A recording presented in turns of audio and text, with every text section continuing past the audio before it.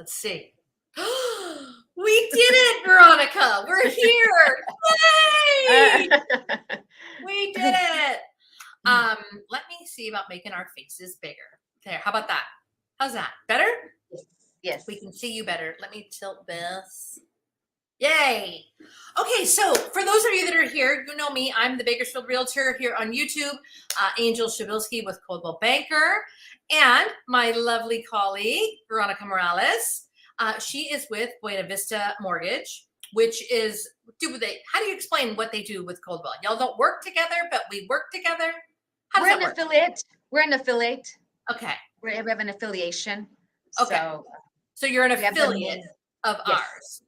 Mm-hmm. And so we're going to just talk about some of the things that you and I have been talking about off camera, but then in the market itself, because everybody wants to always talk about the market, the rates, the shift, this. Why are we freaking out? Do we need to keep freaking out? Should we buy a house? What's the rate? How much can I afford? So my first question to you is this. Find my glasses. 52. What can I tell you? So when we hear that guy, who's the Fed chairman? Jerome Powell? Jerome Powell. Okay. So when we hear him start talking about the rates and this and that, does that have, this is a big question I get, does that have a direct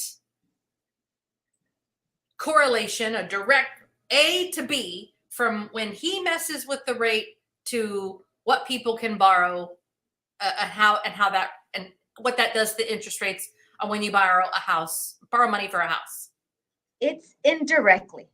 Okay. So it's not A to B. So no, it's not. It just depends. There's other factors that will drive the interest rates up. So when the last time they met, they increased it by 75 basis points. What's going to affect it directly is going to be your credit cards, your short-term loans, your line of credits, car loans, home equity line of credit, that kind of thing. Yes. Okay. Yes. Oh yeah. If you look at your credit card statement, it's probably in the 20s, the interest rate. Ugh.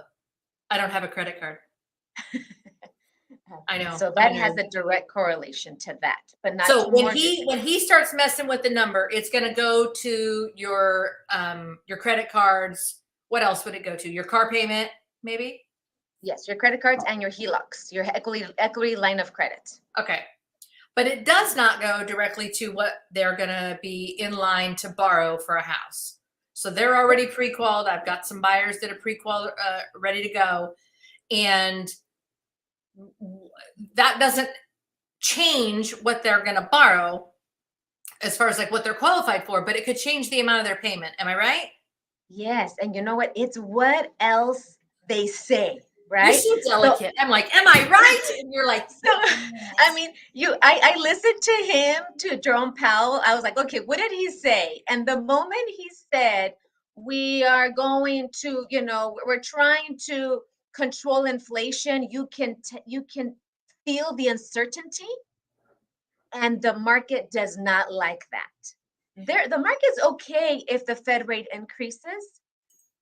Because the reason they're increasing it is because inflation is too high.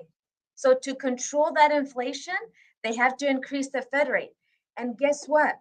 If the Fed rate increases and inflation goes down, what happens to mortgage rates? They go down. Right. So when we get to the point that, okay, so what is like 30-year conventional fix? What is that rate today? What is that? In the high sixes?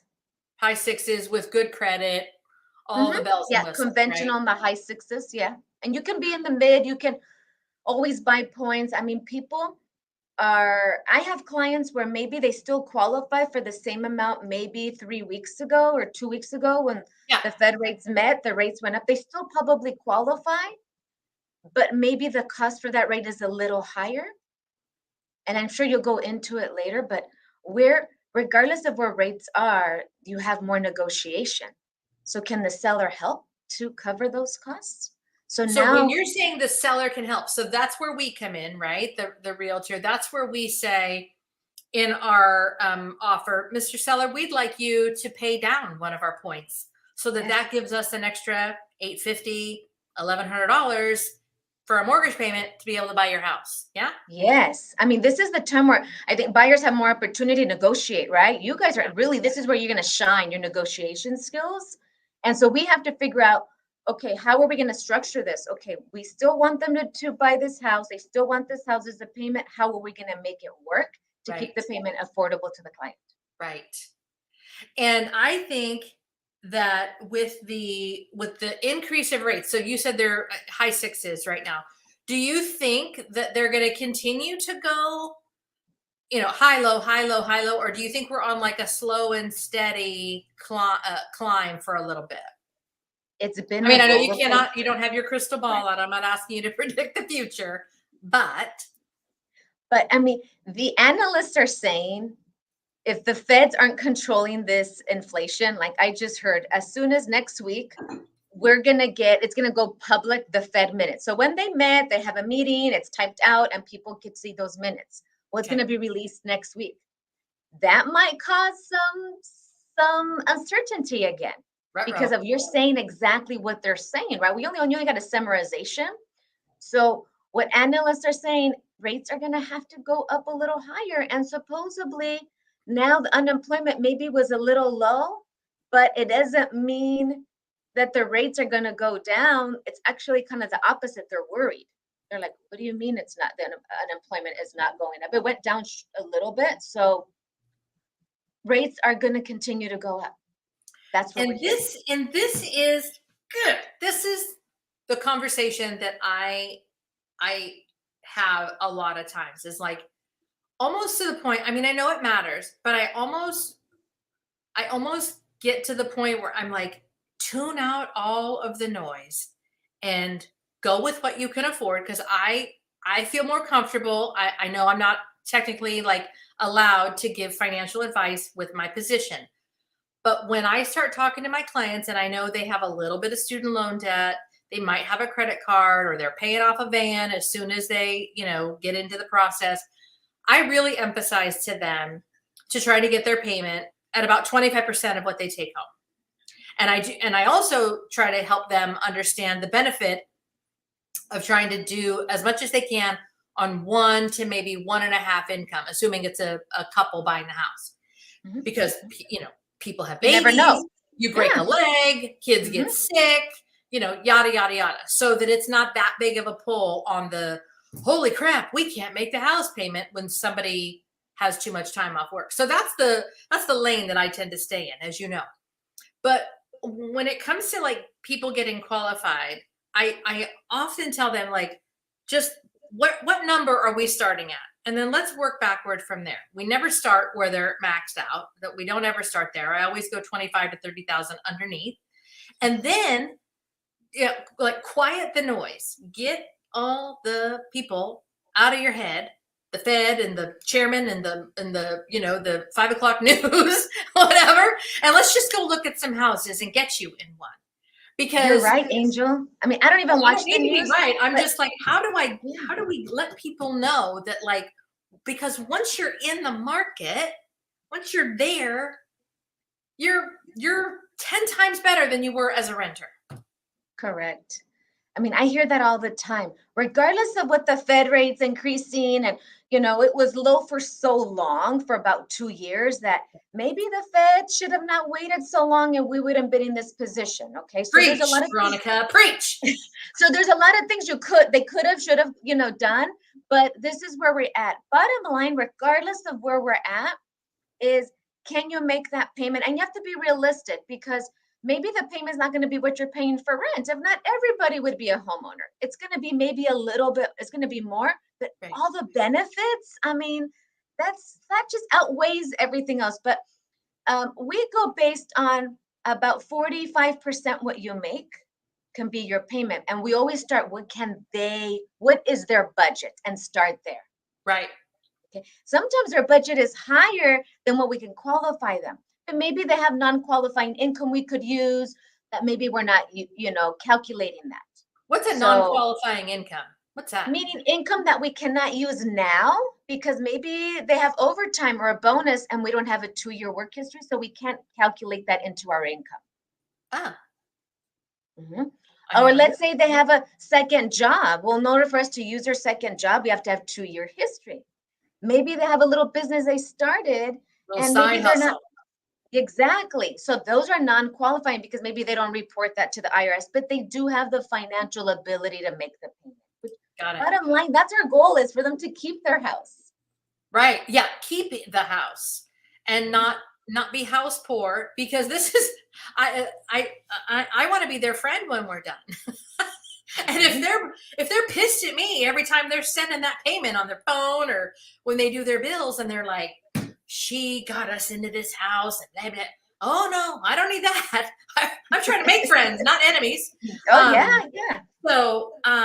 so I'm a huge advocate of that 45%. That makes me nervous. I'm like 45%. God. Yeah. But I But understand that like some of that debt, when you guys are doing your numbers, doesn't always it's not always going to stay around forever and ever. Amen. You know it's going to go away and it's going to peter off once they get in the house. This is going to be paid off. That's going to be paid off, right? right, it's like exactly. Or let's say they have student loans, even though they're deferred, or let's say they might be forgiven or whatever it is, we still have to calculate a portion of a payment as their debt. Right. So we look at all of that. I mean, I tell people, should I buy? I mean, honestly, Angel, if my son were to ask me if he were to buy, if he can make the payment, I would have him buy regardless of what the market we are. Regardless, doesn't matter. Because owning a home, he could later on rent it out, buy another one. There's so many more options that if you start, and it doesn't matter how young or old you are. I've had somebody at 20 and 77 years old Right. buying their first home. It's just doing it. And Well, and that mobility, it's like when we get our real estate license, like there's so much people want to do, like, oh, I want to get my license and I want to flip and I want to get my license because I'm going to be in property management or whatever. But there's so much you can do on the other side of getting your real estate license. There's about every way from Sunday to do this profession, right? But you can't do it until you take the test and have your licensure. And it's the same thing with like, there's all these things that you can do once you have a house, small, medium, large, flip, rehab, rent. I mean, good Lord. But you can't do it. You can't do it till you own it. yep, I did exactly. have another question for you. If you're down for, it might be a lengthy explanation. So if it gets too long, let me know. Okay. If you were going to say to somebody, looking at my notes. Okay, so if you were going to say to somebody, you qualify for an FHA loan, and your rate is 6.75, but I can get. Well, maybe it's the other way around. I think it's the other way around. Let me ask you the question this way. Does the interest rate change big time? I know it's a little bit here and there between an FHA and like a CalHFA or a USDA loan. I know that those are programs, but does the rate go crazy? Because I know it goes really different. I know it changes a lot from an FHA to a conventional. Correct. So what do the numbers look like on those other programs and other ways to get a home? So yeah, from FHA to conventional, it's about 0.5%, but there's Okay. pros and cons, right? It's conventional is for stronger borrowers, higher credit score. Okay. And so you have USDA, VA, and FHA. Those are all government loans. The rates are very similar. Okay. Okay. But when you go to down payment assistant program, it's a whole different ballgame because now you have like a CalHFA you mentioned. That is a state program that is self-sufficient, so taxpayers don't contribute to that. Oh. When I bought my house, I used the CalHFA, first-time home buyer. You borrow the down payment, you pay that later when you sell, refinance, or you pay off your home, and the interest rate is higher because you have less skin in the game. Got it. So it could be 0.5% higher, or maybe 0.75% higher for a CalHFA down payment assistant program than you would from a FHA, USDA, and a VA loan. Are there limits on how much the down payment is? Like, does the house have to qualify a certain way. It can't be anything less than 250. It can't be anything more than 500,000. Well, FHA has loan limits. So, Right. so you have that. So in Kern County, and every county is going to be different. I'm pulling it up because, I tend to forget. They changed every year. So today, right now, in 2022, the FHA loan limit, now that's different from the sales price. It's 420,680. That means that's the loan. That's equivalent to about a $435,937,000 home. You So put 3.5% down. The down payment is about 3.5%. Oh, 3.5%. Okay. Yes, ma'am. All right. FHA is 3.5. VA, if you qualify, is 0. USDA is 0. That's awesome. Well, and those are great programs. How long have you lived here, Veronica? 18 years. Oh, bless. From where did you move? I was born and raised in Oxnard in Ventura County. Nice. And then you moved here. And yeah, so was your first home here or in Oxnard? I had a condo. My first home that I got through a down payment assistance program, CalHAFA, was in Santa Paula, which is a small town by Ventura. That was my first property. Kept it there, and then bought a new property here and rented that other one out. It's like you just did what you recommended. Call me crazy. I practice what I preach. Same.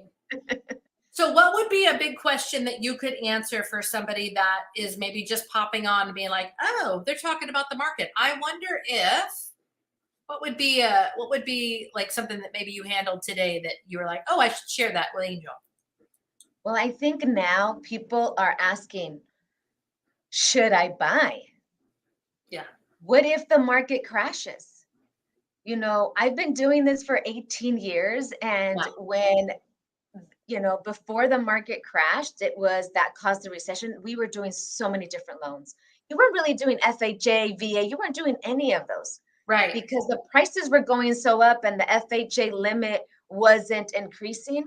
It was easy. If you can fog up the mirror, 0 down, you can buy a house. Everybody could buy. I was able to buy investment properties with 0 down. I can't do that anymore, Right? So I think people forget that, and I don't forget those times. I mean, I'm human, and I think that is the market going to crash? And I'm like, well, I can make my payment. It's really affordable. So regardless of what happened, I'm going to be fine. As long as I'm in a 30-year fix and I have skin in the game, I'm not going to lose my house. Right. So, well, and I think all the naysayers and all of the doomsday people that, you and I are both like, shut it down, shut it out, just stay focused on what you are going to get. I honestly think, I honestly think they want it. They just want to be right. Like see, told you. And I think, the small microcosm that was the last 2.5 years of everybody just dumping money onto houses. Like the floor was where we listed the home because we didn't know if people were walking in with a freaking suitcase full of money and be like, here you go. No appraisal, no inspection, no nothing. We're just going to take this house and you can have all the money, Mr. Seller. Which because was a great rates were so low. Yeah, they were like in the 2s and 3s. That was unheard of. Right. And I think, like we talked about, is like they're trying to be like, whoa, this cannot go on forever and ever. Amen. But it's like they haven't found the balance, the naysayers, I would say. They haven't found a balance between everybody recovering from whiplash of what's been happening for the last 2 years of like, wait, what? We're sitting on market more than 2 hours? What? To like, okay, now we've got a market. Now we've got to do other things to sell the house.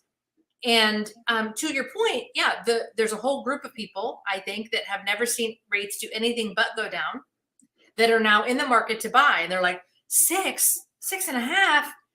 And you just want to scream and be like, 6.5 is not a big deal. Oh, yeah. I mean, I don't know. I don't want to be grumpy pants, but I'm just a big advocate. And it's not only because of what we do, but because it can change your family's life when you buy a house. And it's so easy. Those people are telling you not to buy. They have a house. They probably have a home. They you know? probably have more than one, Yeah, and they're Veronica. telling you, and you can't time the market. I wish we all did. I wish I had a crystal ball, Right, but what we're telling us, values go up like this. They increase over time. They were going up just crazy, 20-25% a year appreciate, right, and that's not normal. right. It's 4 to 5%. Things are the feds are calming things down because they let it go on for too long, Yeah, calming things down.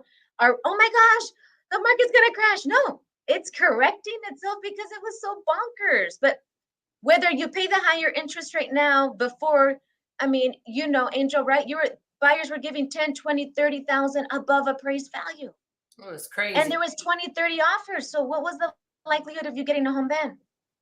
Well, and I heard a colleague of ours at she's at our office, Tammy Workman. She made a very valid point, and I was like, yeah.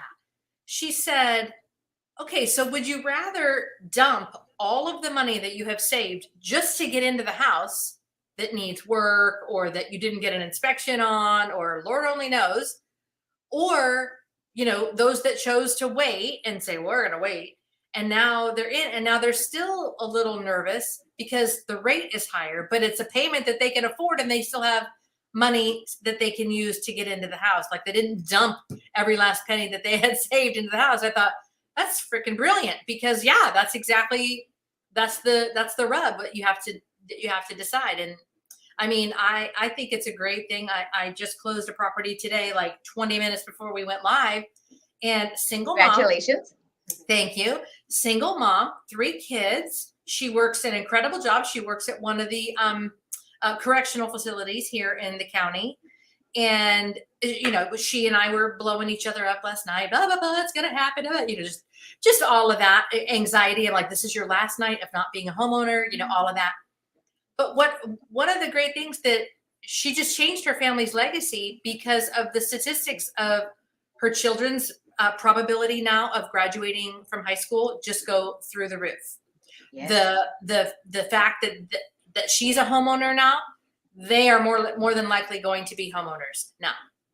Like, it's exponential, the changes that homeownership can make to your legacy, basically. But not to get dramatic, but I mean, like, it can really do a lot just by one decision that I think people are so about making, right? Right. And you're right. Those statistics are so true. I mean, I've read them as well. I mean, people becoming homeowners, it changes their mindset. Yeah. And she broke that cycle. Yes. Being a homeowner. I mean, my parents they were homeowners, but they're like, why do you want a rental? Oh, they didn't want to, but I have a rentals. I have several. So my kids, I know, see that, and they see, how to live below your means. It's something that you teach and you lead by example. Yeah. And that's huge. That's so good for her. So good for your buyer. And you have how many children? 3 boys. 3 boys. Mm-hmm. My 3 sons. There was I don't know how old you are, but there was a show back in the 70s called My 3 Sons. I was born in the 70s. Oh, praise the Lord. Are we the same age? I don't remember that. All right. We didn't watch the same TV. All right. Well, I think this has been a nice first go around to a live stream. I think we did good. Yeah, I mean, thank you. About 20, 25 minutes. Mm-hmm. Yeah, it has been. I mean, there's so much information. Happy. It's so much information to, to give. And we're here to help anybody and to guide them. And, as long as we have integrity and we're professionals, we're not just, we want to get you in a home and bye, see you later. I mean, you're very passionate. And I've been doing this for a long time. And so I have a lot of repeat clients. And we'll help you through all of it and give you the right information. I'm not going to listen to my uncle who doesn't have a house or doesn't have a rental. No, I'm going to listen to someone who's doing it, who I want to have something that they do that maybe I want to learn how to acquire. That's right. And it's so funny because people do listen to the broke uncle. Mm-hmm. Yeah. And they say, well, he said, really? What's he driving? Where does he live? How long has he lived there? Does he make a consistent income? Like, yeah, good for you. you listen and respectful and just there. You just can't let that bother you. Yeah. And buying a home is scary. I mean, we just got loan docs on a client that he had never qualified. He's been renting for 26 years.